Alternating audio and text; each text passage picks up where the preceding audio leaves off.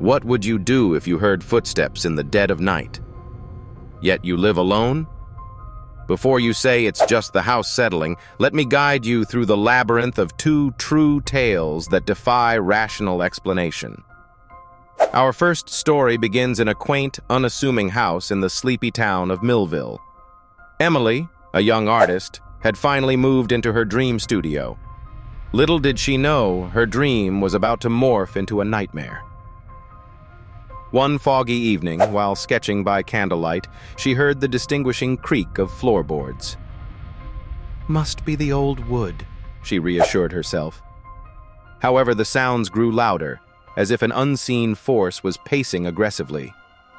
Suddenly, her sketches, a series of eerie faces, began to vanish from her table one by one. Panicked, Emily searched every crevice, but they were nowhere to be found.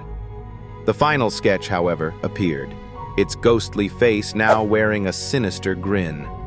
Paralyzed with fear, she fled her studio and never returned. To this day, those who pass by claim to see flickering lights and shadowy figures looming near the windows, as if her unseen visitor is still waiting for her return.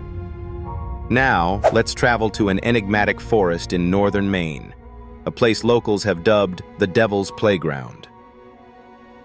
Ethan, an adventurous hiker, decided to challenge the rumors of the forest's notorious reputation. Equipped with his map and compass, he delved into the dark, dense thicket.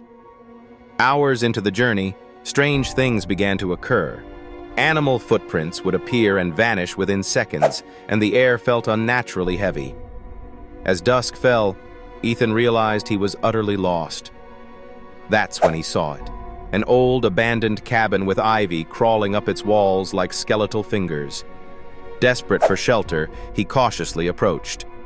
Inside, the cabin was an eerie time capsule. Everything remained untouched, yet covered in decades of dust. But what sent shivers down his spine were the whispers, terrifying murmurs from disembodied voices. Looking around, Ethan found a diary, its pages documenting the life of a family who mysteriously disappeared in the early 1900s. The last entry read, "The woods have eyes, and tonight they come for us." As night deepened, Ethan's flashlight died, and in that total darkness, he felt cold, bony hands clutching his arm. Frightened, he bolted out, never looking back. Locals say no one has ever found that cabin again, and anyone who ventures too far into the forest goes missing, forever. Two tales from the abyss that demand more than just your attention. They prey on your deepest fears. So the next time you hear an unexplained noise or see a fleeting shadow, remember, some stories are not merely stories. To those brave enough to listen, be mindful. Reality can be far scarier than fiction.